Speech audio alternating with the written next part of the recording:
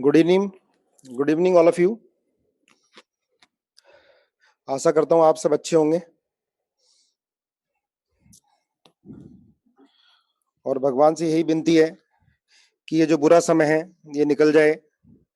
हमारा पूरा परिवार, जेनेसिस परिवार, सारे बच्चे, आप सब सब सुखी रहें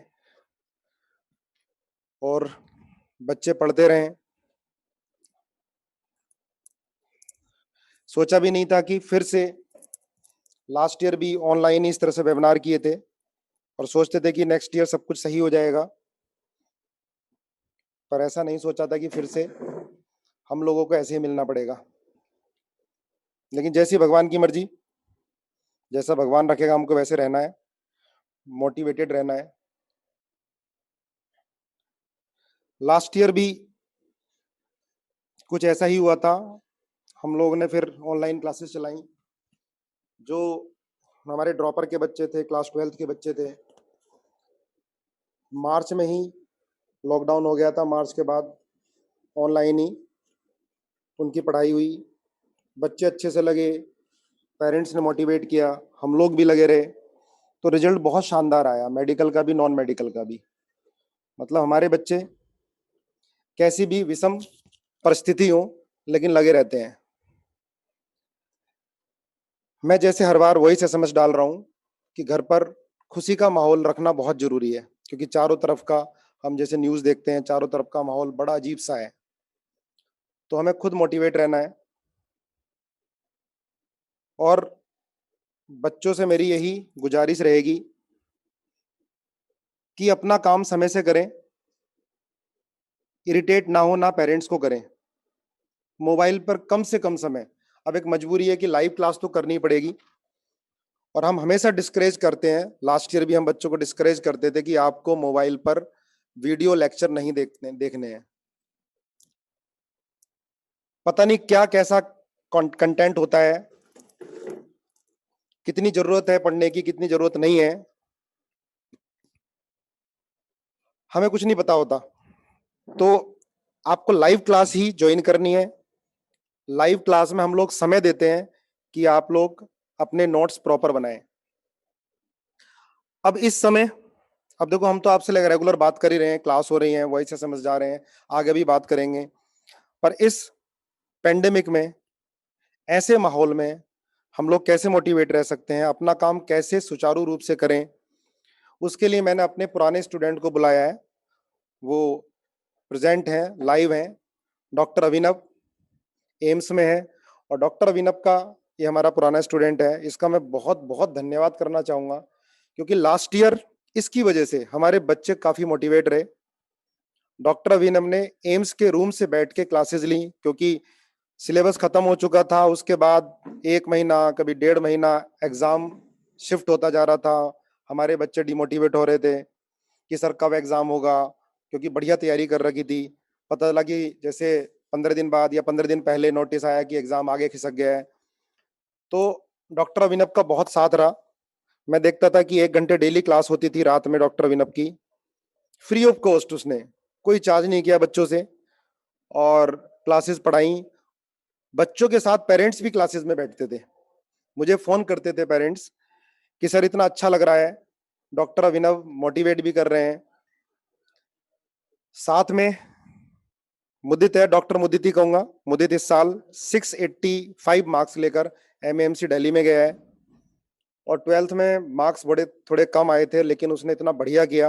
और देखो, मैक्सिमम टाइम ऑनलाइन पढ़ा वो भी, सारे टेस्ट दिए, फोन पर हम लोगों के कांटेक्ट में रहा और इतनी बढ़िया रैंक उसकी आई। और हमारे बीच में है सचिन जैन। इसने भी, ये भी हमारे परिवार का एक मेंबर है और लगातार टच में है। जब भी मैं बोलता हूँ कि यार बच्चों की जरूरत है, सचिन, बच्चों को मोटिवेट करना है, तो सचिन और सचिन के पेरेंट्स हमेशा रेडी हो जाते हैं। सचिन आईआईटी रुड़की से है, कंप्यूटर साइंस ब्रांच से। इसकी ऑल इंडिया 369 रैंक आई थी। और सचिन खुद ही बताता है कि 10th तक मैं एवरेज था बिल्कुल, 11 12th में इतना बड़ा ट्रांजिशन आया कि इसने इतनी शानदार रैंक निकाली।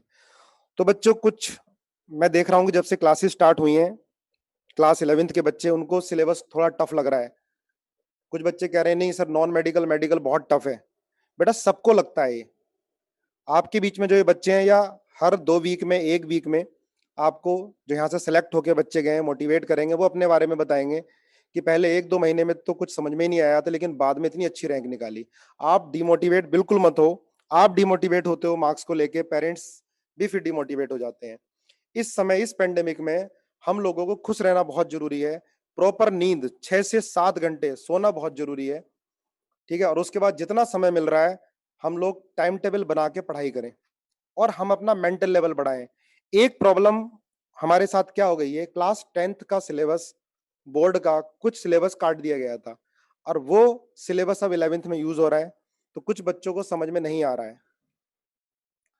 तो एकदम से परेशान होने की ज़रूरत नहीं है, धीरे-धीरे चीज़ें कवर होंगी। जब ये हम लोग ऑफ़लाइन मिलेंगे, तो कवर भी कराएँगे। जैसे इस साल हुआ था कि कुछ बच्चों को प्रॉब्लम आई, नहीं कर पाए थे लास्ट ईयर, तो हम लोगों ने छोटे-छोटे बैच बना के उनको कवर कराया, पूरा-पूरा दोबारा कराया। लेकिन आगे ये नौबत ना आए, आप लोगों को साथ-साथ कवर करना है। आपको रिकॉर्डेड लेक्चर भी मिल रहे हैं, पर रिकॉर्डेड लेक्चर आपको नहीं देखने, सारी क्लास लाइव करनी है आपको। और बड़ी खुशी हो रही है हम लोगों को कि मैक्सिमम बच्चा हमारा ओबीडिएंट है इस साल का, और 100% अटेंडेंस लाइव क्लास में रह रही है। चाहे हमारा 11th-12th का बच्चा हो, ड्रॉपर बैच का बच्चा हो, 9th-10th का, इवन 9th-10th के बच्चे इतना अच्छा कर रहे हैं, टीचर्स बता रहे हैं कि सर वो सारा का सारा होमवर्क पूरा कर रहे हैं।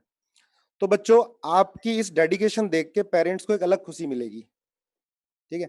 तो मैं इनवाइट करना चाहूँगा सबसे पहले डॉक्टर अभिनव को।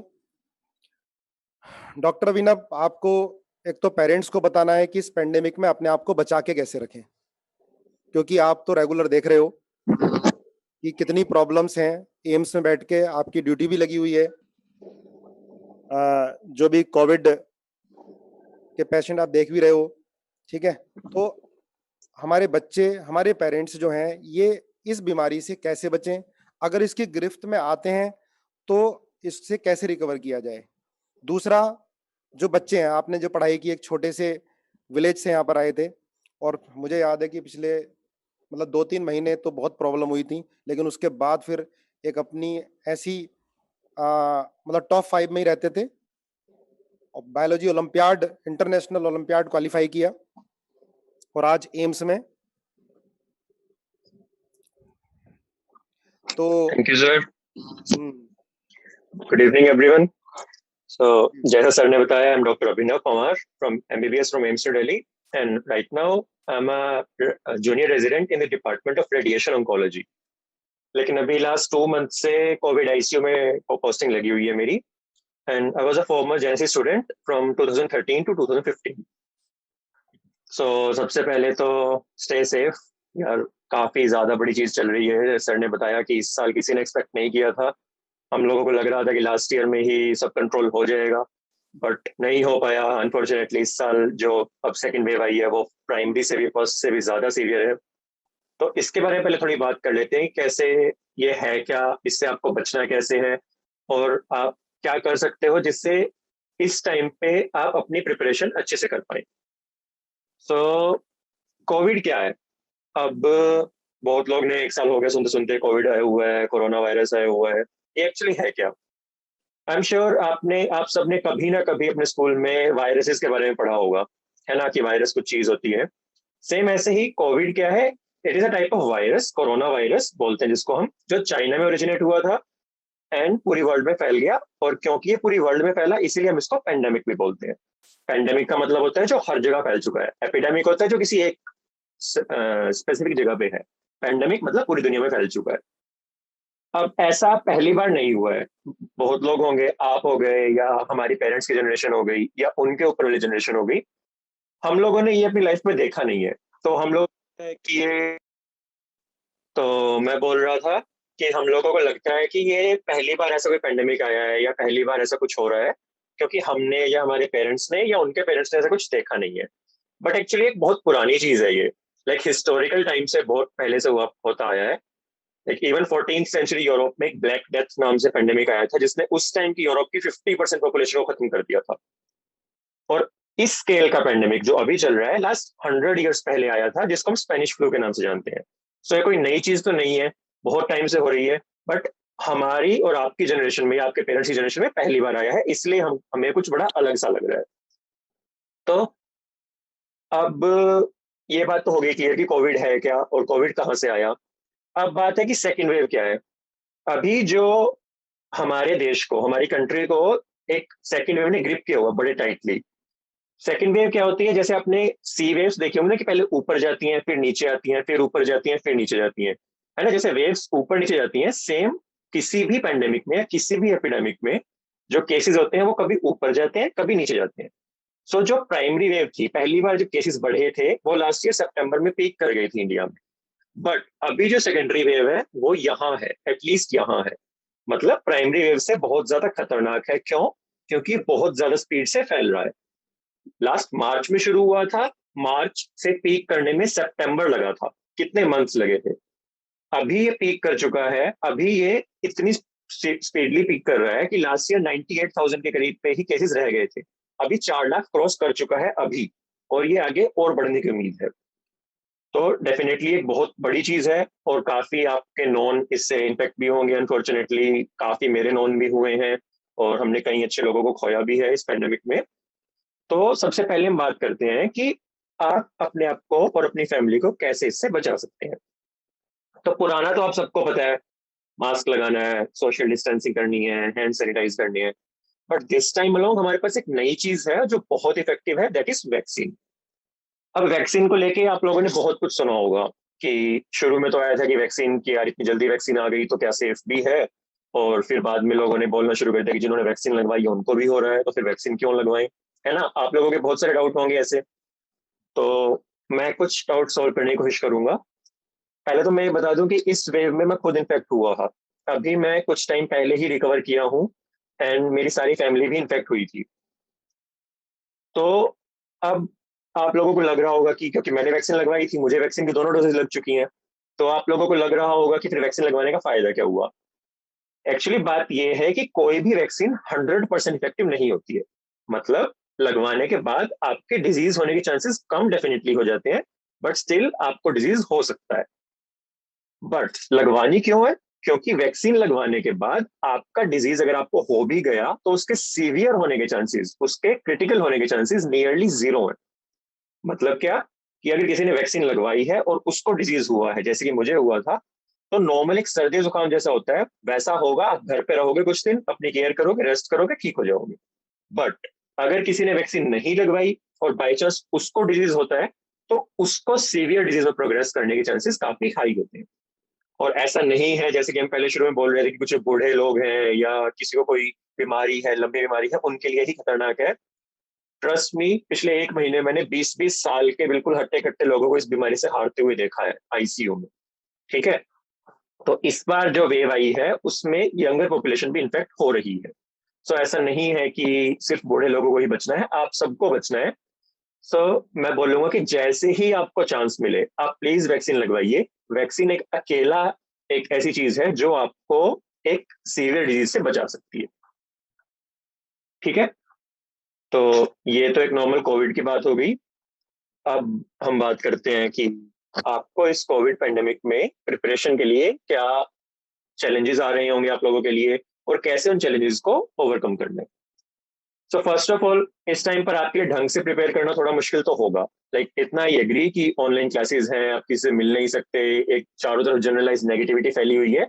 सो इस टाइम में पढ़ना डेफिनेटली चैलेंजिंग तो है। बट इसके लिए मैं एक बात कहना चाहूंगा, that there are no great people in this world, only great challenges which ordinary people rise to meet.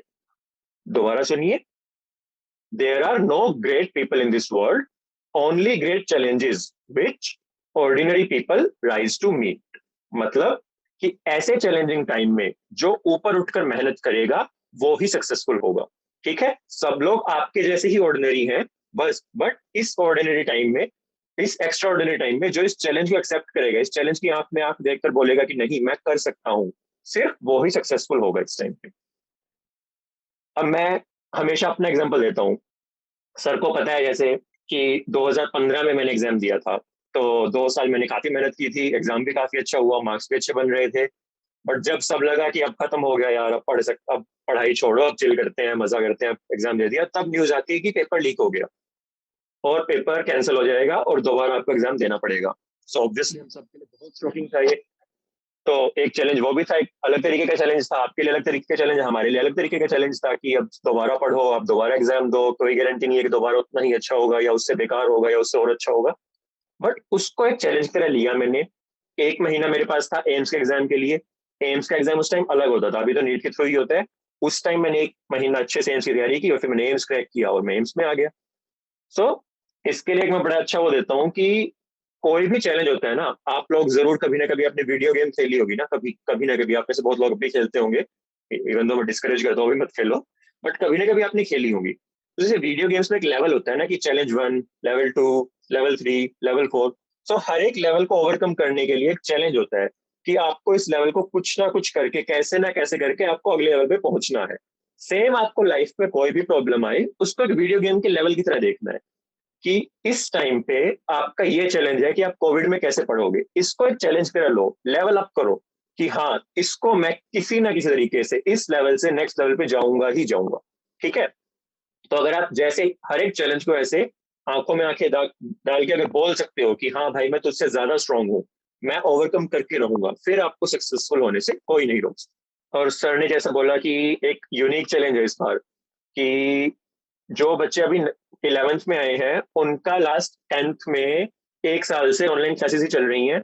और मुझे भी पता है कि ऑनलाइन क्लासेस में लाइक उतने लेवल की पढ़ाई आप लोग, इनफैक्ट छोटे बच्चों के लिए तो थोड़ा, जो 9th 10th के बच्चे उनके लिए थोड़ा और मुश्किल होता है। तो आप में से काफी लोग होंगे जो 10th की पढ़ाई ढंग से नहीं कर पाए होंगे और अभी वो लोग डर रहे होंगे कि यार 11th में मैं आ गया और मेरे 10th के बेसिक्स तो क्लियर ही नहीं है, तो मैं कैसे करूंगा। या फिर बहुत लोग हैं जो 9th 10th से तैयारी कर रहे हैं या 7th 8th से तैयारी कर रहे हैं और आप लोगों ने नहीं किया है, तो आपको डर लग रहा होगा कि यार मैं कैसे करूं, लोग तो इतने आगे बढ़ चुके हैं। तो इसके लिए भी मैं एक अपना एग्जाम्पल देना चाहूंगा। जैसा सर ने बताया कि मैं करनाल सिटी से नहीं हूँ, मैं निसिंग से आया था एंड मेरी 10th तक की स्कूलिंग निसिंग से ही हुई थी। सो 9th 10th में मेरी मुझे तो पता भी नहीं था क्या करना है, तो तैयारी तो छोड़ ही दीजिए कि प्रिपरेशन मैंने की होगी नीट की, बिल्कुल नहीं की थी। 10th तक मैंने सिर्फ और सिर्फ जो स्कूल में थोड़ा बहुत पढ़ा दिया उतना ही पढ़ा था। तो जब मैं 11th में यहाँ आया, जेनेसिस में मेरा एडमिशन कराया गया, तो एक शौक लगा यार, कल्चरल शौक लगा मुझे, क्योंकि यहाँ के बच्चे, करनाल सिटी के बच्चे, मुझे ऐसा लगता था कि यार इतना ज्यादा आता है इनको, इतना ज्यादा पढ़ के बैठे हैं और मुझे कुछ नहीं आता था। इनिशियल 5 to 6 months में तो ऐसा हुआ था कि मेरी लाइक ना मेरे मार्क्स आ रहे हैं ना मेरी रैंक आ रही है, मैं घर जाके बोल रहा हूँ कि मुझसे नहीं हो पाएगा, मुझे निकाल दो यहाँ से। और भाई मुझे लग रहा था कि मुझसे सीरियसली नहीं हो पाएगा। बट उस टाइम में मेरे पेरेंट्स ने काफी साथ दिया, जितेंद्र सर, नवनीत सर ने काफी साथ दिया। मैं सर के पास जाता था और सर बोलते थे कि नहीं कर सकता है, तू मेहनत कर, पढ़, सब हो जाएगा। सो मैंने अपने ऊपर भरोसा रखा, टीचर्स के ऊपर भरोसा रखा, पेरेंट्स के ऊपर भरोसा रखा, मैंने पढ़ना स्टार्ट कर दिया। अब मैं ये नहीं बोलूंगा कि मैं एक ही दम बिल्कुल ऐसे मेरी 100 रैंक थी और मैं सीधा टॉप 10 में आ गया, नहीं। डेफिनेटली अगर मैं ऐसा बोलूंगा तो झूठ होगा। धीरे धीरे धीरे इंप्रूव करना स्टार्ट किया मैंने, टॉप 50 में आया, टॉप 25 में आया, टॉप 10 में आया। 11th एंड तक आते आते टॉप 3 में मैं रहने लग गया था। और 12th में मैं मोस्टली फर्स्ट ही आता था, लाइक मेरी फर्स्ट या सेकंड पोजीशन ही चल रही थी। अल्टीमेटली फिर मैंने एम्स एग्जाम में डिस्ट्रिक्ट टॉप किया था and Indian national biology olympiad, like 35 students all over India select होते हैं, इसमें सिर्फ 35 स्टूडेंट्स होते हैं और नॉर्थ इंडिया में आई डोंट नो, मेरे अलावा एक या दो ही लोग थे जिनको गोल्ड मेडल आया था। सो अगर मैं कर सकता हूँ एक छोटे से शहर से आके, छोटे से गांव से आके, जहाँ पे कोई भी फैसिलिटी ऐसी नहीं थी, और 2 साल में मैं वहां से यहाँ तक पहुंच सकता हूँ, तो आप लोग भी बहुत डेफिनेटली बहुत आराम से कर सकते हैं। ठीक है। तो आपको करना क्या है, आपको रेगुलरली मेहनत करनी है, अपने टीचर्स पे फेथ रखना है, जो वो बोल रहे हैं उनको बहुत लंबा एक्सपीरियंस है यार। आपको इधर उधर से नहीं सुनना कि उसने बोला कि ये पढ़ो, इसने बोला कि ये पढ़ो, नहीं। आपके जो टीचर्स बोल रहे हैं, जो आपको आपके टीचर्स पढ़ा रहे हैं, उस पर फेथ रखो, अपने ऊपर फेथ रखो, अपने पेरेंट्स के ऊपर फेथ रखो और पढ़ते रहो, फिर आपको सक्सेसफुल होने से कोई नहीं रोक सकता। तो अभिनव ने काफी अच्छी अच्छी बातें बताई और मुझे लगता है कि बच्चों को और उनके पेरेंट्स को इससे बहुत बेनिफिट मिलेगा। एक छोटे से गांव से आने के बाद इंडिया में टॉप 35 में आया था, बायोलॉजी ओलंपियाड क्वालिफाई किया और आज अपनी सेवाएं दे रहा है। आज डॉक्टर अभिनव है। तो हमारे बीच में है सचिन जैन। सचिन जैन, मैं आपको अनम्यूट कर रहा हूँ, ये शायद आप अनम्यूट कर सकते हो अपने आप को, को होस्ट बना रखा है मैंने। तो जो अपना एक्सपीरियंस है, ये हमारे क्लास 11th में बच्चे हैं अभी परेशान हो रहे हैं, और आप तो 10th तक एवरेज स्टूडेंट रहे थे, आपकी परसेंटेज 10th में काफी कम थी, लेकिन आपने इतनी बढ़िया रैंक निकाली उस साल। तो ये ट्रांजिशन कैसे हुआ, ये सारा हमारे बच्चों को एक बार बताओ। Hi everyone. सो जैसे सर ने बताया, my name is Sachin Jain and I am a B Tech from IIT Roorkee in computer science. तो जैसे सर ने बताया कि मतलब 10th तक मतलब मैं ज्यादा कोई इतना फोकस नहीं करता था पढ़ाई पे। तो उसका मेन कहने का मतलब ये है कि मतलब 10th तक की जो मार्क्स वगैरह होते हैं वो इतने मैटर नहीं करते। जैसे कि मेरे साथ काफी लोग थे जिनका 10 सीजीपीए वगैरह था। मेरा ज्यादा अच्छा नहीं था, मेरा कुछ 8.8 के आसपास था। तो सब लोग स्टार्टिंग में ऐसे कहते थे कि भाई अगर आईआईटी वगैरह क्लियर करना है तो 10 सीजीपीए तो चाहिए, बेस स्ट्रांग होना चाहिए, एक्सेट्रा एक्सेट्रा। तो मतलब मेरा एक्सपीरियंस ये है कि उन सब चीजों से कोई फर्क नहीं पड़ता। 10th तक की जो पढ़ाई थी वो अलग थी, 11th 12th की एकदम अलग होती है। 10th तक क्या था कि हम बुक से कुछ पढ़ते थे, वही एग्जाम में आना होता था, तो फिर बस बात खत्म। 11th 12th में क्या होता है कि आपको चीजें सही में समझनी होती हैं रियली, और क्वेश्चन कभी भी देखा हुआ नहीं आता। तो वो बिल्कुल दो इंडिपेंडेंट चीजें हैं। तो अगर किसी के मार्क्स वगैरह 10th में कम है तो आपका भी बिल्कुल इक्वल चांस है सिलेक्शन का जितना किसी 10 सीजीपीए वाले का। ठीक है। और सेकंड चीज ये होती है कि जैसे अभी हमने भी बताया कि 9 10th से लोग क्या बोलते हैं वो प्रिपरेशन स्टार्ट कर देते हैं। कुछ लोग 11th में करते हैं, मोस्टली लोग 11th में करते हैं। तो उनको ऐसा लगता है कि यार अगर हम पहले से हमने तो नहीं करी तो हम पीछे रह गए, एक्सेट्रा एक्सेट्रा। तो मैं ये भी कहना चाहूंगा कि सिलेबस उस सिलेबस को कंप्लीट करने के लिए 2 साल सफिशियंट है, उससे ज्यादा की आपको जरूरत नहीं है। तो अगर आप पहले से स्टार्ट कर देते हैं तो उन्हें मे बी 2 या 3 मंथ्स का बेनिफिट होता है बस, उससे ज्यादा नहीं होता। वो आप आराम से कवर कर सकते हैं। वैसे भी जो चीज आपने 4 साल पहले पढ़ी है वो आपको एग्जाम तक तो याद रहेगी, तो रिवाइज तो करनी है एक बार। ठीक। तो वो भी एक फैक्टर है, उससे हो सकता है किसी को बेनिफिट हो। बट अगर आपने 11th में ज्वाइन किया है तो डीमोरलाइज मत हो ना, उससे कोई फर्क नहीं पड़ता। ठीक है, मैंने भी 11th में किया था, सब लोगों ने 11th में ही करते हैं सभी। ओके। अब जैसे कोरोना में आपको वो क्या बोलते हैं वो प्रिकॉशंस वगैरह कैसे रखने हैं, वो तो उन्होंने आपको बता ही दिया, अभिनव ने। मैं सिर्फ इतना कहूंगा कि अगर ऑनलाइन क्लास है भी तो भी उसको एक ब्लॉकर मत बनने देना अपनी पढ़ाई में कि क्लास तो उधर हो रही है बट आप घर पे सो रहे हो या कुछ कर रहे हो, क्लास अटेंड नहीं कर रहे हो, ये सोच रहे हैं कि रिकॉर्डिंग देख लेंगे। नहीं, आपको लाइव क्लास अटेंड करनी है। लाइव क्लास अटेंड करने का क्या फायदा होगा कि आप रूटीन में रहोगे, कि आपको पता है कि मुझे डेली सुबह उठ के 9 बजे क्लास अटेंड करनी है, मुझे मेरी अब एक वो 12 बजे क्लास है, फिर मुझे लंच करना है, फिर शाम को क्लास है। अगर रिकॉर्डिंग देखने के भरोसे बैठे रहोगे तो वो बस फिर पेंडिंग होता जाएगा काम, और उसमें कुछ समझ नहीं आएगा ज्यादा। ओके।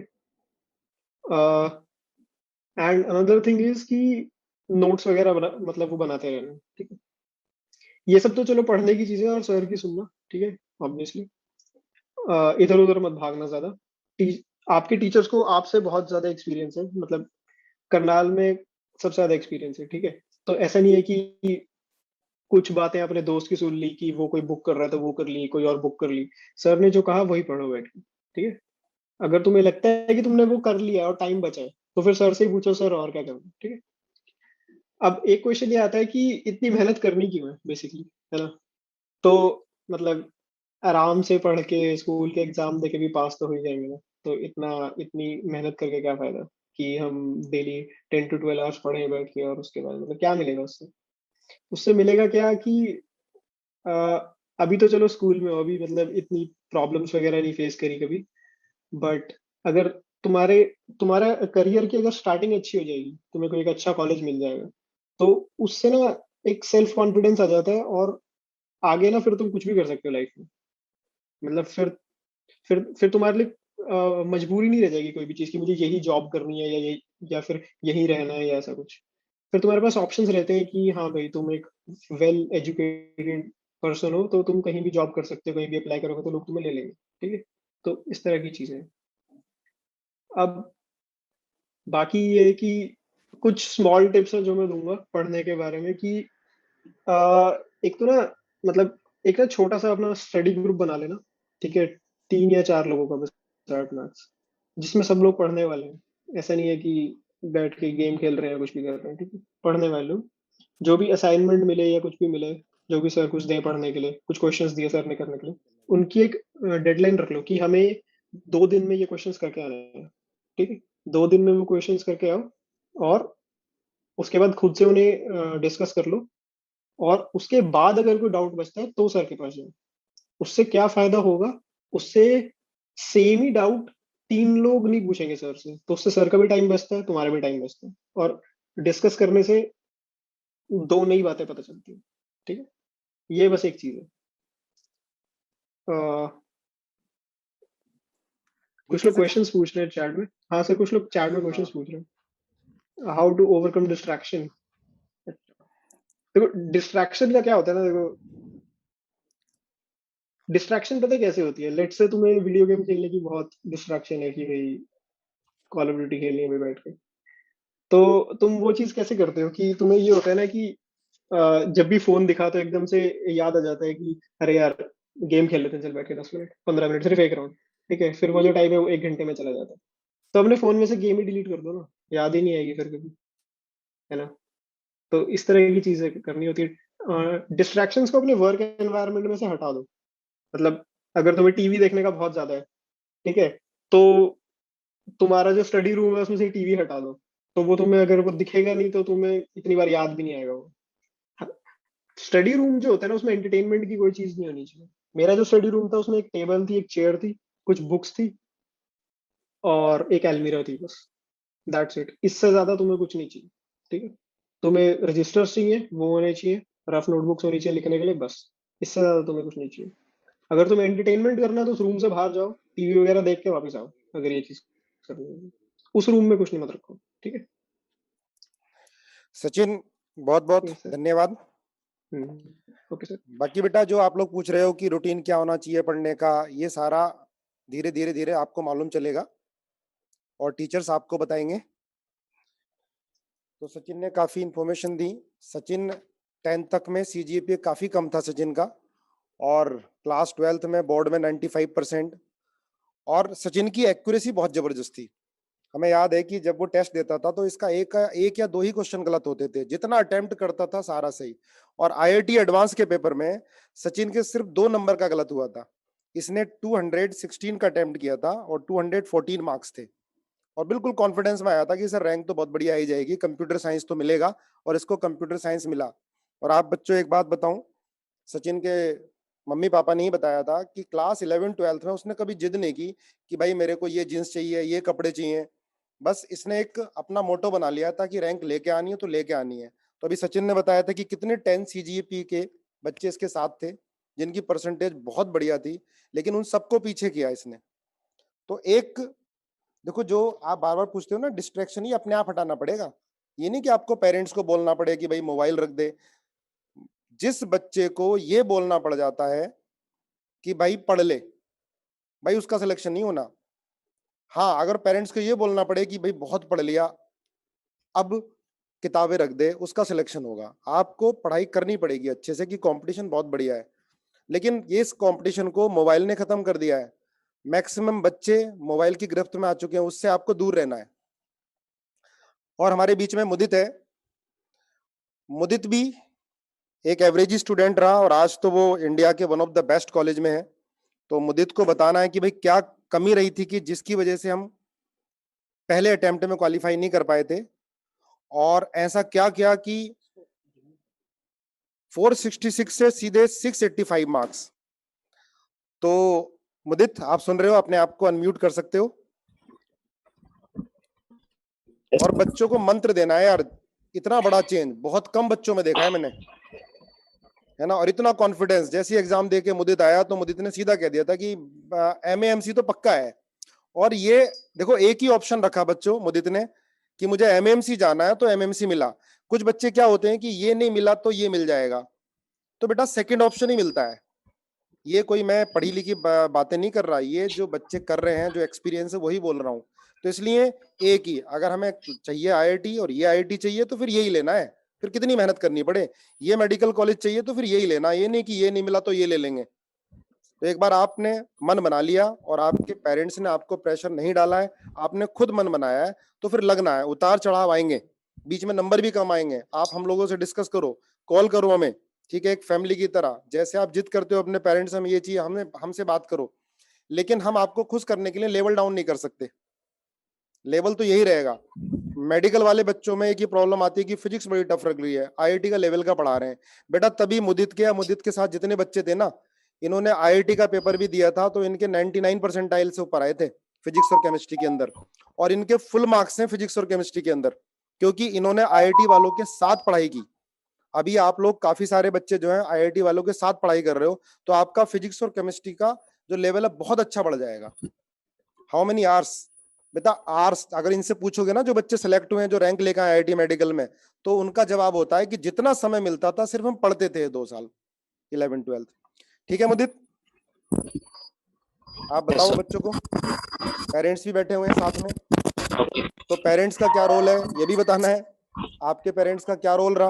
भाई आपकी क्लास में काफी सारे बच्चे थे, लेकिन 27 ही तो डॉक्टर के बने, लेकिन इस साल बहुत सारे Yes, sir. बच्चों को बहुत बढ़िया कॉलेज मिले हैं, तो बाकी जो नहीं बन पाए उन्होंने क्या गलती की? ठीक है। Hello everyone, my name is Mudit Iqbal और मेरे अभी नीट T20 दिया था, तो उसमें मेरे 685 मार्क्स आए, मुझे एमएमसी मिला। पहले ये एक सपने जैसा था, क्योंकि 2019 का ही पेपर दिया था मैंने, मैं एक ड्रॉपर हूँ। 2019 में मेरे बहुत कम नंबर आए थे, 466 मार्क्स थे। सो वहाँ से 685 तक पहुँचना ड्रीम ही होता है एक, बड़ा ही मतलब आप टूट से जाते हो जब एक बार आपके इतने कम मार्क्स आते हैं। अब आप सब 11th में हो इस समय, तो आप लोग शुरू कर रहे हो इस जर्नी में, जो ये 2 साल की जर्नी है। आप नहीं चाहोगे कि मेरी तरह 3 साल में आप इसे कवर करें। तो आपके लिए तो मैं यही कहूंगा कि अभी आप जैसे ही शुरू कर रहे हो, लेजी मत बनना कि भाई अभी अभी तो स्टार्ट हुआ है। एक तो आपके इस बार 10th के एग्जाम्स भी नहीं हुए हैं, तो आप काफी हद तक फ्री हो इस समय, तो स्ट्रेस लेवल आपके बहुत कम है। तो अभी तो आप ज्यादा ही फ्री लेवल पे घूम रहे हो कि अभी हमारी छुट्टियां हैं, तो ये मत सोचना कि जेनेसिस की ऐसी छुट्टियां दे देगा स्कूल की तरह गर्मियों की और आप बैठ जाओगे। तो अभी मत बैठना, अभी अभी से ही शुरू कर दोगे तो 2 साल में कर दोगे, नहीं तो मेरी तरह 3 साल करना पड़ेगा। तो शुरुआत से ही अपने सिलेबस पे टिके रहना, जो डेली हो रहा है वो करते रहना।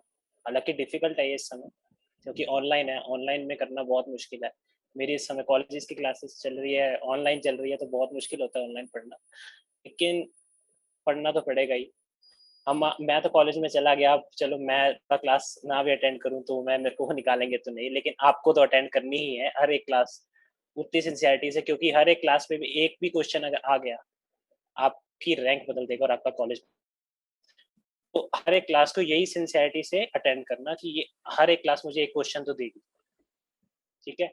और अपना डेली का काम डेली करना। ये ऑफलाइन क्लासेस के लिए बोलना बहुत आसान था कि डेली का काम डेली करना, कि आप जा रहे हो उधर, आपको सामने से समझ आ रहा है, सर क्वेश्चंस करवा रहे हैं, आप साथ साथ कॉपी में नोट कर रहे हो। लेकिन आप कई बार होता है ऑनलाइन में आप नहीं कर पाते, घर पे कोई प्रॉब्लम है या कुछ है, आजकल वैसे भी कोविड की वजह से प्रॉब्लम्स है। तो आप कोशिश करें, ट्राई पूरी करें कि आप किसी भी काम को पाइल अप ना होने दें। स्पेशली फिजिक्स, जो सर कह रहे थे कि मेडिकल के बच्चे को लगता है फिजिक्स बहुत मुश्किल है। फिजिक्स मुझे भी बहुत मुश्किल लगती थी, मेरे 100 से भी कम मार्क्स थे जब मैंने पहली बार 2019 में पेपर दिया था। तो उसके बाद मेरे 2020 में मेरे मार्क्स से 165 थे मेरे फिजिक्स में। 3 क्वेश्चन गलत हुए थे, जिसमें से तीनों में मेरी गलती थी, मतलब वो भी मैं आराम से ठीक कर देता। तो मतलब ऐसा था, पेपर बहुत आसान लगा, जबकि लेवल ऑलमोस्ट सेम था। फर्क कहाँ आया कि मैंने रोज का काम रोज करना शुरू कर दिया जब मैंने ड्रॉप ईयर स्टार्ट किया। मैंने ड्रॉप ईयर को फिर से जीरो से शुरू किया। मैंने जैसे आप इस समय 11th में, आप अभी जर्नी शुरू कर रहे हो, मैंने भी अपनी तरह जर्नी फिर से शुरू करी जब मैं ड्रॉप में आया। तो मैंने डेली का काम डेली करना शुरू किया और मेरे को फिजिक्स आसान लगने लगी, काफी आसान लगने लगी। जो जो मुश्किल लगता था मुझे पहले, जो चैप्टर मुश्किल लगता था वो मुझे आसान लगने लगे, क्योंकि मुझे फॉर्मूले बाद में रटने नहीं पड़े, मुझे समझ आ गया। क्योंकि जब सर समझा रहे थे उसी समय मैं घर गया, मैंने उसी क्वेश्चंस की सिर्फ बुकलेट करी, पाइल अप नहीं होने दिया कि आपको बुकलेट में 100-150 क्वेश्चंस दिखेंगे एक साथ। वो आपको लगेगा कि एक चैप्टर है, 150 क्वेश्चन है, मैं कैसे करूंगा एक दिन में। सर ने बोल दिया कल जाके बुकलेट दिखा देना, मैं कल बुकलेट डिस्कस करूंगा पूरी।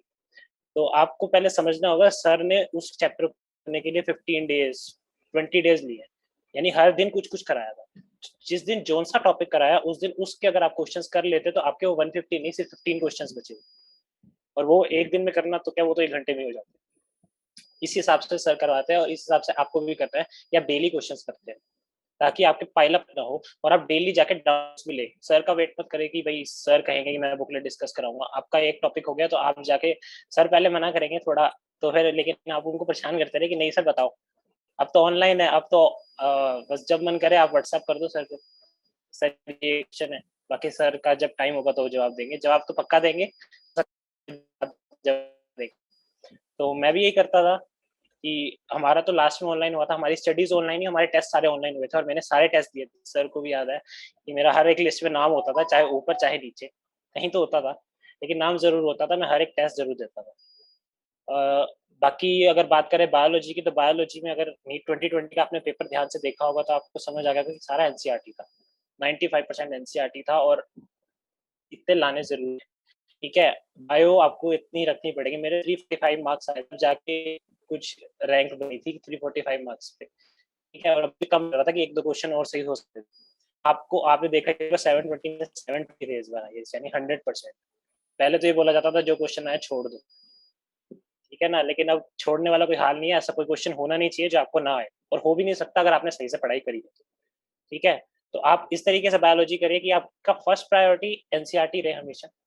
सेकंड, आपके जो सर नोट्स करवाते हैं, नोट्स खुद बनाने पड़ेंगे, ऑनलाइन क्लासेस हैं, सर जैसे जैसे बोलते जाते हैं वैसे वैसे नोट रिवाइज करें साथ।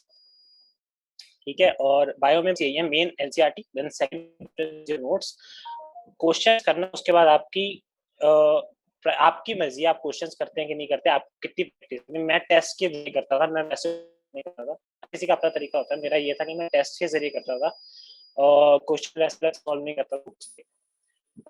फिजिक्स के क्वेश्चन सॉल्व करिए बुकलेट के, एक्स्ट्रा बुक कोई लेने की जरूरत नहीं है। मैंने 11th-12th में ली थी, मैंने गलती करी थी, मैंने बहुत सारी बुक्स उठाई थी। सर अभी कहेंगे, एक तो आपको कहेंगे एचसी वर्मा के लिए, तो आप एचसी वर्मा ट्राई करना, इट्स नॉट प्रायोरिटी, बट आपके कॉन्सेप्ट्स क्लियर होते हैं जो, क्योंकि सर उस तरीके से पढ़ाते हैं तो आप उससे कर सकते हो, आपको कॉन्फिडेंस है कि मैंने आईआईटी की क्लियर कर ली, आईआईटी का बुक मैंने सॉल्व कर दिया। ठीक है, बाकी वो प्रायोरिटी है, प्रायोरिटी वाले बुकलेट आप सब, और आपके साथ साथ आप करते रहे एनसीईआरटी जो बैक के क्वेश्चन है, उस पर कई लोग ध्यान नहीं देते, लेकिन वो बैक के क्वेश्चन बहुत अच्छे हैं, क्योंकि वो तो मुदित, आईआईटी के हो चाहे बच्चे चाहे आप, दोनों के लिए सेम एनसीईआरटी है। हाँ मुदित, यस सर। जैसे तुम्हारे साथ के जो स्टूडेंट थे क्लास 12th में, बहुत सारे क्लास 12th के साथ आईआईटी चले गए थे और बहुत सारे डॉक्टर भी बने थे। तुम्हारे बैच के साथ 8 बच्चे एम्स में गए थे। तो ऐसी क्या कमी रह गई थी कि क्लास 12th के साथ नहीं हो पाया था और तेरे दोस्त काफ़ी सारे सेलेक्ट हो गए? आईआईटी में भी बहुत सारे बच्चे निकले थे उस साल और मेडिकल में भी निकले थे, और ऐसा क्या कर डाला कि इस साल जो है इतनी बढ़िया रैंक आ गई? तो वो जो कमी है, ताकि ये बच्चे हमारे वो रिपीट ना करें, क्योंकि इसमें वुड भी आईटीएन भी बैठे हैं और मेडिकल वाले भी बहुत अच्छे बच्चे हैं सारे के सारे। तो ताकि हमारे सारे बच्चे क्लास 12th के साथ बहुत बढ़िया रैंक निकालें, तो जो तुमसे कमी हो गई थी वो बतानी है, जो जो कमियां हुई, और बच्चों आपको नोट करनी है कि वो कमियां आपको नहीं करनी है। ठीक है, वो कमी रिपीट जो मुदित से हुई आपसे ना हो। तो मुदित उनको जरा एक बार बड़े आराम से बताना, क्योंकि अभी शुरुआत ही है, अभी स्टार्ट ही हुआ है सारा, तो शुरू में बहुत टफ भी लगता है, दूसरों की रैंक देख के परेशानी भी आती है। क्लास में पहले बच्चे बता देते थे तो देख के लगता है यार ये बता देते हैं, लेकिन आपने अपना सपना पूरा भी किया, तो ताकि ये 12th के साथ निकले, क्योंकि तुम्हारे बैच से मुझे याद है बहुत सारा बच्चा क्लास 12th के साथ आईआईटी और मेडिकल कॉलेज में गया था। सर गलतियां, मेरी सबसे बड़ी गलती थी डेटा का डेली ना करना, रट्टे पे ज्यादा ध्यान, मतलब मुझे लगता था लर्न कर लूंगा, समझने की क्या जरूरत है कई चीजों को। जैसे ऑर्गेनिक, एक ऑर्गेनिक बड़ा अच्छा एग्जांपल है, मुझे ऑर्गेनिक लगता था कि मैं पाइल अप हो गया मेरा, क्योंकि मैं लगता था रट्टे मारने पड़ेंगे, रट्टा रट्टा रट्टा, तो मैं उसको पाइल अप करता गया कि नहीं अभी नहीं लग रहा, बाद में कर लूंगा, और ये पाइल अप ही होता गया, और लास्ट में आके भी मेरी ऑर्गेनिक कंप्लीट नहीं हुई थी।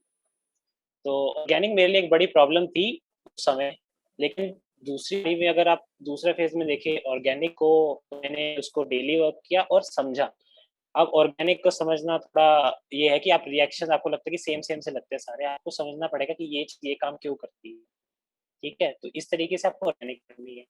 फिजिक्स फिजिक्स जैसे मैंने बताया समझना, फिजिक्स में समझना ये, और अपने आप को एक चैलेंज मैंने नया शुरू किया भाई, जब भी क्वेश्चन करता था मैं खुद को चैलेंज देता था कि मैं ये क्वेश्चन नहीं सॉल्व कर सकता, ठीक है, मतलब मैं खुद को ही बोलता था कि मैं नहीं कर सकता तो मैं करके दिखाऊं, तो मैं खुद को चैलेंज देता था कि ये सॉल्व कर, तो मैं उसको सॉल्व करने की कोशिश करता था। ये नहीं है कि अगर एक बारी में नहीं हो तो सर के पास पहुंच गए, सर बता दो, ये गलत तरीका, क्योंकि अगर सर बता भी देंगे आपको सिर्फ समझ आएगा, आप अगली बार वो क्वेश्चन सॉल्व नहीं कर पाओगे, ठीक है, वो टॉपिक आपको फिर से पढ़ना होगा, फिर से उसको क्वेश्चन को ट्राई करो, हर एक क्वेश्चन पे आपके 3 ट्राई होने चाहिए, 3 ट्राई के बाद आप सर के पास जाओगे, पहले ट्राई, दूसरे ट्राई, तीसरा ट्राई, अगर 3 ट्राई में नहीं हो यानी वो क्वेश्चन सही में आपके लिए अच्छा था, आपको आपने टॉपिक अच्छे से कर लिया, 3 बार आपने टॉपिक पढ़ा उस क्वेश्चन की वजह से, ठीक है, उसके बाद आप सर के पास जाओ।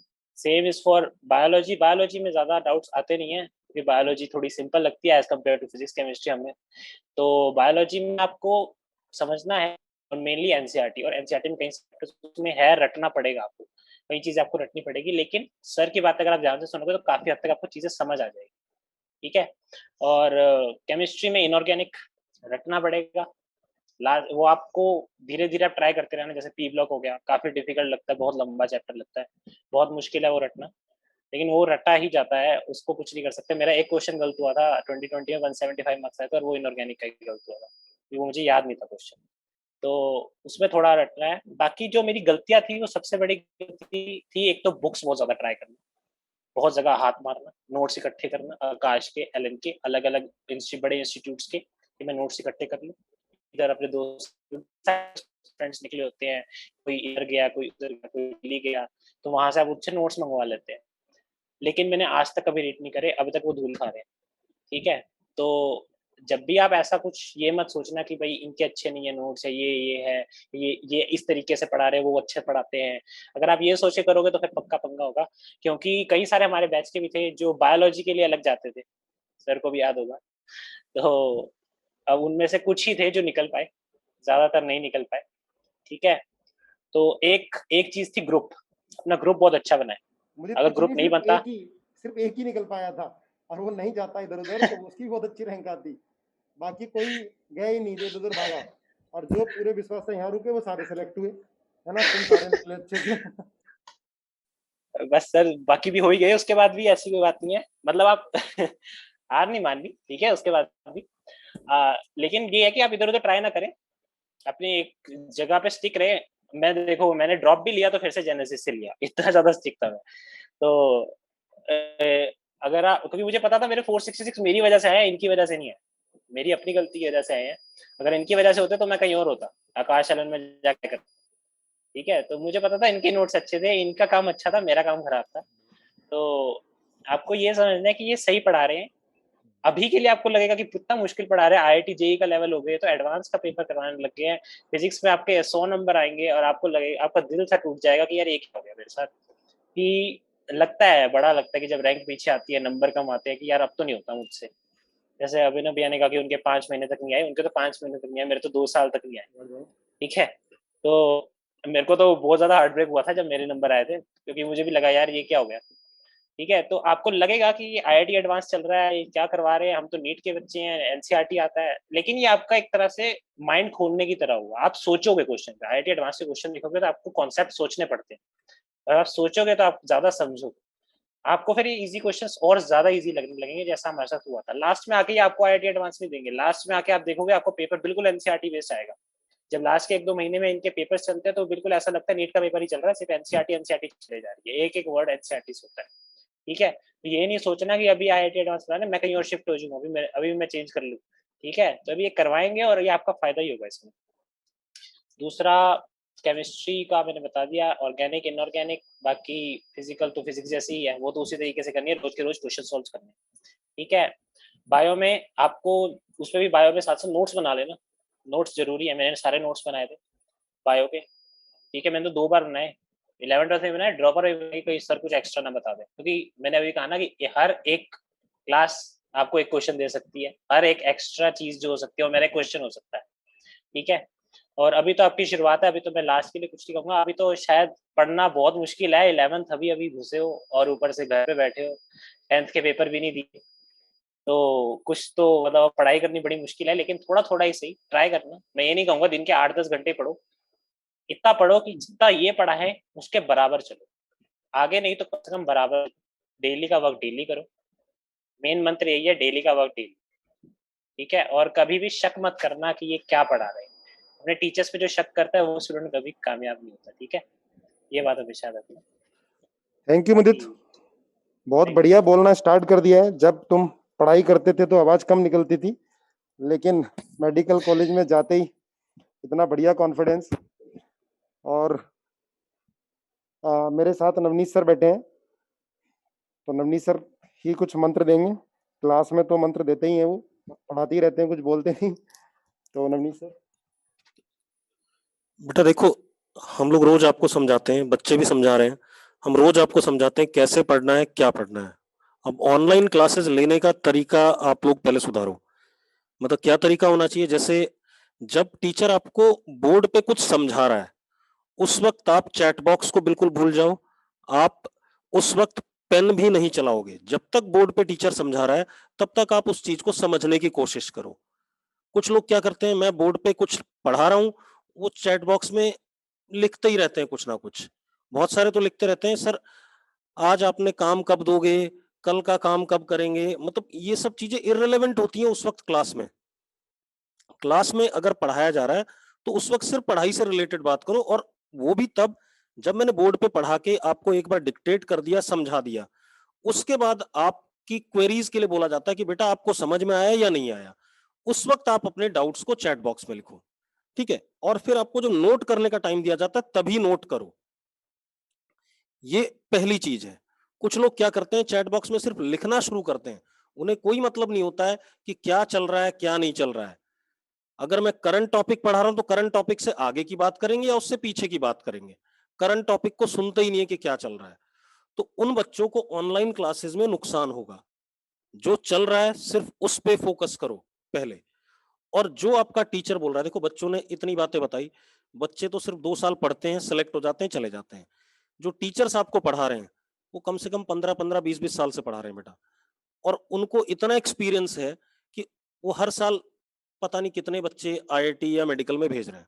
तो उनको इतनी बातें पता है कि उन्हें कैसे पढ़ाना है, क्या पढ़ाना है, ठीक है। मतलब बहुत सारे लोग डिमांड करते हैं कि हमें ये किताब करनी चाहिए, वो किताब करनी चाहिए। जो आपका टीचर बोल रहा है रिस्पेक्टिव सब्जेक्ट में, अगर केमिस्ट्री वाले सर आपकी केमिस्ट्री में बोल रहे हैं कि यही काम करना है तो वही काम करना है, उसके अलावा आपको कुछ नहीं करना है।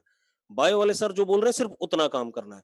जितना फिजिक्स में बोला जा रहा है उतना काम करो, या मैथ्स में जितना बोला जा रहा है उससे ना कम करना है ना उससे ज्यादा करना है। और वर्क को पाइल अप नहीं होने देना है। काम को अगर आप इकट्ठा करना शुरू कर दोगे ना कि मैं आज का काम कल करूंगा, कल का काम परसों करूंगा, तो फिर आप रोज एक एक दिन पीछे होगे। और एक और चीज है, कुछ बच्चे क्लास को छोड़ देते हैं। मतलब जैसे ऑनलाइन क्लास छोड़ देते हैं, इंतजार करते हैं वीडियो लेक्चर का। तो बेटा फिर वीडियो लेक्चर से आपकी पढ़ाई होनी नहीं है, पहले बता दूं। वो वीडियो लेक्चर सिर्फ आपको एक, मतलब एक क्या कहते हैं, हम फैसिलिटी दे रहे हैं कि आपको वीडियो लेक्चर मिल रहा है, ठीक है, इतनी बात, ताकि आप उसको रिवाइज कर सको। लेकिन उसका कोई पर्पज नहीं होना चाहिए, उसको आपको यूज में नहीं लेना है। आपने लाइव क्लास करी, आपने नोट्स क्लास में बनाए, उसके बाद उस नोट्स को ही पढ़ो। आप नोट्स में जो थियरी दी गई है उस थियरी को ढंग से पढ़ो। अगर आपको वो बात नोट से क्लियर हो जाती है तो वेल एंड गुड, नहीं होती है तो एक बार जल्दी से वीडियो को देख लो। और वीडियो को भी वहीं पर देखो जहां पर जो बात आपको नहीं समझ में आई। ये नहीं कि आप पूरा वीडियो लेक्चर 1 घंटे का पूरा देख रहे हो, तो फिर आप अपना समय खराब कर रहे हो। अब दूसरी चीज कि हमें कोई सब्जेक्ट कभी टफ लगेगा कभी आसान लगेगा, ये होना है 2 साल में, ठीक है। 2 साल में कभी आपको लगेगा फिजिक्स बहुत टफ हो गई, कभी लगेगा केमिस्ट्री टफ हो गई, कभी लगेगा मैथ्स या बायो टफ हो गया, ठीक है। तो ये 2 साल का फेज है। आप परेशान होगे, पेरेंट्स को तंग करोगे और हमें भी तंग करोगे। ये सबके साथ होता है। जो बच्चे यहाँ बैठ के अभी आपको बता रहे थे उनके साथ भी ये चीजें हुई हैं, ठीक है। सब परेशान होते हैं क्योंकि ये 2 साल का फेज है जिससे अगर आप उबर गए तो आप सेलेक्ट हो जाओगे, और अगर आप नहीं उभरे तो आप सेलेक्ट नहीं होगे। अगर आप सिर्फ मन में ये ख्याल बनाते रहे कि मैं परेशान हूं, तो बेटा उस परेशानी को ओवरकम करना है। आपको अपने डाउट्स को क्लियर करना है। और सबसे बड़ी चीज, जैसे कोई बच्चा ड्रॉपर में अगर सेलेक्ट हो रहा है तो इसका मतलब 11th-12th में उसने कहीं ना कुछ तो गड़बड़ करी थी। अब मैं अगर मुदित के केस में देखूं तो मुदित के केस में जो मुदित का सर्कल था वो बड़ा गलत था। वो हमेशा परेशान रहता था सर्कल। मुदित वॉज इंटेलिजेंट, वो 12th में भी अच्छा था और ड्रॉपर में भी अच्छा था, वो जो सर्कल था उसमें 2-4 बच्चे ऐसे थे जो ये सोचते थे यार हमें समझ नहीं आ रहा है, तो वो बातें मुदित को भी फीड करते थे कि भाई तुझे भी समझ में नहीं आ रहा है। ऐसे आपके साथ में भी होंगे 2-3 बच्चे, सबके ग्रुप्स में होते हैं। तो ऐसे बच्चों से जितनी जल्दी हो सके आप दूरी बना लो, ठीक है? नहीं सर, फोन पे बात करते हैं बच्चे, मतलब आपस में फोन पे एक दूसरे से, और फोन पे कोई क्वेश्चन डिस्कस नहीं करना है, ठीक है? आपको अगर क्वेश्चन डिस्कस करना है तो आप फोन करो अपने पीयर ग्रुप में कि मुझे ये क्वेश्चन का सॉल्यूशन चाहिए, वो आपको सॉल्यूशन लिख के दे, तब आपको समझ ना आए तो आप क्या कहते हैं उसे कॉल करो, ठीक है? ये नहीं कि फोन पे वो बताए कि वेलोसिटी का डायरेक्शन ये है, एक्सेलरेशन इधर है, इन सब चीजों से कुछ होने वाला नहीं है, क्योंकि जो सब्जेक्ट अब है आपके पास फिजिक्स, केमिस्ट्री, मैथ्स या बायो, वो लिख के करने वाले हैं, ठीक है? कुछ बच्चे पढ़ ही रहे हैं अभी भी। बेटा जो भी आपको नोट्स बनवाए जा रहे हैं उनको प्रॉपरली लिखो, उनकी डेरिवेशन सब के सब डेरिवेशंस खुद करो। आप एक चीज देखो, अगर मैं फिजिक्स की क्लास लेता हूं तो थोड़ी सी थियरी होती है और बाकी सब न्यूमेरिकल होता है, उन न्यूमेरिकल्स को आपको खुद करना है। क्लास खत्म होने के बाद एक बार उनको खुद ट्राई करो और तब देखो आपसे वो न्यूमेरिकल हुए या नहीं हुए। क्लास में आपको समझ में आ जाएगा, लेकिन जब आप उन्हें करने जाओगे ना तो आपको बड़ी परेशानियां होंगी, ठीक है? तो फेयर कॉपी में न्यूमेरिकल्स को प्रॉपरली अटेम्प्ट करो, ठीक है? आज इतना ही कहेंगे, बाकी बाद में समझाते रहेंगे आपको धीरे धीरे। बेटा जब भी आपके टेस्ट होंगे, अभी तो कम हो रहे हैं, टेस्ट की फ्रीक्वेंसी बढ़ेगी, टेस्ट की एनालिसिस जरूर करनी है। नंबर जितने भी आए, चाहे नंबर आपके 50% आए, तो जो 50% क्वेश्चन आपके नहीं हुए उनको देखना यार क्यों नहीं हुए। तो आपको कॉपी बनानी है टेस्ट की अलग, ठीक है? हर टेस्ट की अलग, जो आपसे क्वेश्चन नहीं हुए। पेपर डिस्कशन होगा तो डिस्कशन से पहले आप देखोगे कि आपके लगभग 90% क्वेश्चन खुद सॉल्व होंगे। तो टेस्ट, सर टेस्ट प्लेटफॉर्म तो नहीं मिला अभी। बेटा टेस्ट प्लेटफॉर्म आपको मिल जाएगा, 2 प्लेटफॉर्म मिलने वाले हैं, ठीक है? एक तो आपको प्रेपडोर मिलेगा, जेनेसिस की ऐप, और एक स्कोबेटिक। तो आपको पहले बता दिया जाएगा कि किस पर टेस्ट होना है। बेटा आपको सारे, कुछ बच्चे लिख रहे हैं कि सर आईआईटी वालों के लिए, इंडिया वालों के लिए, हर 15 दिन में आपको कोई ना कोई सिलेक्टेड स्टूडेंट जो जेनेसिस से सिलेक्ट हुआ है वो आपको मिलेगा। अच्छा एक चीज और बताऊं, बच्चों को लगता है कि भाई कुछ बच्चे इसलिए अच्छा कर रहे हैं कि उन्होंने 9th 10th में 11th 12th कर लिया है। बेटा ये तीनों बच्चे, चाहे सचिन हो, अभिनव हो या मुदित, या इनके साथ जितने बच्चे थे, किसी ने क्लास 10 तक तैयारी नहीं की थी। बाद में बहुत सीरियस हुए, लेकिन हाँ, जो थोड़ा 9th 10th में तैयारी अच्छी लेवल का कर लेते हैं उनको थोड़ा सा इजी रहता है स्टार्टिंग में। ऐसा नहीं है कि तैयारी नहीं की आपने 9th 10th में तो आप सेलेक्ट नहीं हो सकते। बस हिम्मत रखनी है, क्विट नहीं करना है, झूठ नहीं बोलना है, नकल नहीं करनी है। कुछ बच्चे क्या करते हैं कि नकल बहुत करते हैं ऑनलाइन में। आपकी आदत खराब हो चुकी है क्योंकि ऑनलाइन टेस्ट हो रहे हैं, स्कूल में भी हुए हैं। तो बेटा ये ध्यान रखना, कसम है आपको, चाहे नंबर कितने आए, आपको नकल नहीं करनी, गूगल पर टाइप नहीं करने क्वेश्चन। ये ध्यान रखना है कि पेरेंट्स के प्रेशर में आके, दोस्तों के प्रेशर में आके मुझे अपनी रैंक आगे दिखानी है, ये नहीं करना। हो सकता है आपके 10th में बहुत अच्छे नंबर आते हो, पहला ही टेस्ट हो आपके नंबर कम आ जाए, क्योंकि जो टेस्ट आएंगे जेनेसिस के उसमें नए क्वेश्चंस होंगे। तो हो सकता है कि कुछ टेस्ट में नंबर कम आए, पर आपको सच्चाई से लगे रहना, जितने हैं उसको एडमिट करो, है ना? पेरेंट्स से बात करो, नहीं अगली बार अच्छे आएंगे, मैं मेहनत करूंगा। आप टीचर से पूछो, तरीका अपना देखो क्या हो सकता है। बस चोरी नहीं करनी है, नकल मतलब एक चोरी है बेटा। आप खुद ऑनेस्ट रहना है, क्योंकि यहाँ पर आप आते तो हम आपके अपने सामने बैठा के टेस्ट लेते। ऑनलाइन टेस्ट भी जो होते हैं, पहले जेनेसिस की कंप्यूटर लैब थी तो हम अपने सामने लेते थे, लेकिन आपको खुद ऑनेस्ट रहना है। आप घर पे बैठे हो तो इसका मतलब आपको कोई ना कोई देख रहा है। बहुत सारे बच्चों ने अपना कैरियर बर्बाद किया चीटिंग करके। आपको कितना भी मौका मिले बेटा, चीटिंग मत करना है, ध्यान रखना, ठीक है? चाहे नंबर कितने कम आए, आप देखना धीरे धीरे धीरे धीरे धीरे आपको अच्छा कॉलेज मिलेगा। यार इतना परसेंटेज ऑफ सिलेक्शन हमें भी विश्वास नहीं होता। पिछली बार चाहे मेडिकल हो या नॉन मेडिकल में हमारे इतने बच्चे सेलेक्ट हुए हैं, चाहे उनके 11th में कितने ही कम नंबर आ रहे थे, जो ऑनेस्ट रहे वो सारे के सारे सिलेक्ट हुए हैं, समझे? मतलब हम इस बार का जो सिलेक्शन था पूरे पेज पे भी लिखेंगे तो होगा, आएंगे नहीं फोटोज, लेकिन ऑनेस्ट। हमने ऑनलाइन जब पढ़ा रहे थे, ऑनलाइन टेस्ट ले रहे थे, बहुत सारे टेस्ट कराए थे 12th वालों के, ड्रॉपर वालों के, तो मैक्सिमम बच्चा ऑनेस्ट रहा। नंबर कम आते थे, हमसे बात करते थे, परेशान भी होते थे, रोते भी थे बच्चे, ऐसी बात नहीं है। जो भी सीरियस होते हैं थोड़ा सा प्रेशर तो लेते ही हैं, लेकिन हर टेस्ट से आपको सीखना है। ईगो में नहीं आना, यार मैं तो टॉपर था 10th में, नंबर बड़े ज्यादा आते थे, लेकिन अब नंबर कम हो गए, मेरे से नहीं होगा, पेरेंट्स को परेशान करना स्टार्ट कर दिया। बेटा ये बिल्कुल मत करना। हम लोग मिलकर ऑनेस्टली धीरे धीरे धीरे करेंगे और अच्छा करेंगे। बिल्कुल डिप्रेशन में नहीं आ रहा, हंसते रहना है, ठीक है। और पेरेंट्स को भी प्रेशर में बिल्कुल नहीं रखना। देखो अगर आप नहीं पढ़ोगे, आपकी आदतें खराब होंगी, आपको देख के पेरेंट्स परेशान हो जाएंगे। और इस दुनिया में सबसे जो कीमती चीज है हमारे लिए, वो हमारे पेरेंट्स हैं, और पेरेंट्स के लिए आप हो। तो बेटा इस पेंडेमिक में जो मैं बार बार बोल रहा हूँ, माहौल बहुत अच्छा रखना है, गुस्सा कम से कम, गुस्सा होना ही नहीं है, ठीक है ना। बस आप धीरे धीरे धीरे धीरे लगते जाओ, और देखना हमारे सारे बच्चे बहुत बढ़िया रैंक से सिलेक्ट होंगे। हम ऐसे टाइम पर भी अच्छे से लगे पड़े हैं, और हम आपका साथ नहीं छोड़ने वाले। अगर मान लिया ये 2 महीने चलता है, 3 महीने 4 महीने, जब भी खुलेगा हम छोटे छोटे बैच बना देंगे। हमने इंफ्रा काफी बना रखा है बड़ा, लेकिन आपको उसका वेट नहीं करना कि आप सोचो नहीं यार बाद में खुलेगा तब पढ़ लेंगे।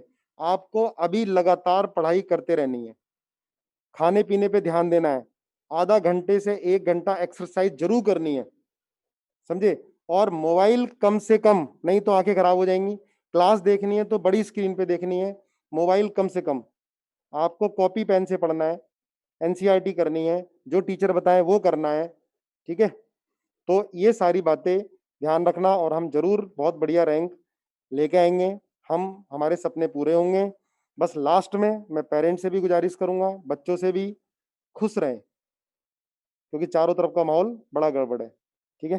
Thank you. अच्छा हाँ, अब जैसे आपका सिलेबस कुछ हो जाएगा बायो वालों का, तो डॉक्टर अभिनव की जो क्लास है वो मैं कराऊंगा लास्ट में। अभी क्लास 12th और ड्रॉपर में लगेंगी इवनिंग में, और उससे बड़ा मोटिवेशन मिलता है। तो आप लोग अभी 11th में हो, तो अभी आपका सिलेबस चल रहा है, तो जब आपकी क्लासेस होंगी, जब डॉक्टर अभिनव स्टार्ट करेंगे, तो मैं आपको बता दूंगा। अदरवाइज जैसे क्लासेस चल रही है वैसे आपको करनी है क्लासेस आपको अच्छे से। और कोई भी परेशानी है आप फोन कर सकते हो अपने टीचर्स को, इतने सारे टीचर्स के आपको नंबर दिए हुए हैं, और कुछ बच्चे बहुत बेनिफिट उठा रहे हैं। क्लास मैथ्स में कम से कम 4-5 टीचर हैं, फिजिक्स में 4-5 टीचर हैं, बायो में, हर सब्जेक्ट में, और हमारी पूरी टीम दिन रात लगी हुई है, ठीक है।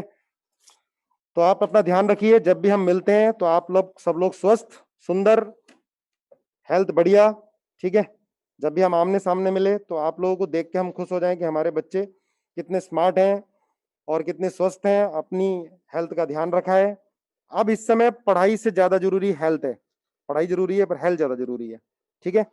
Thank you. क्लास में मिलते हैं कल, और छोटे मार्क्स, छोटे मोटे टेस्ट में नंबर कमाने से परेशान नहीं हो रहा, बस लगे रहना अच्छे से, ठीक है। Thank you.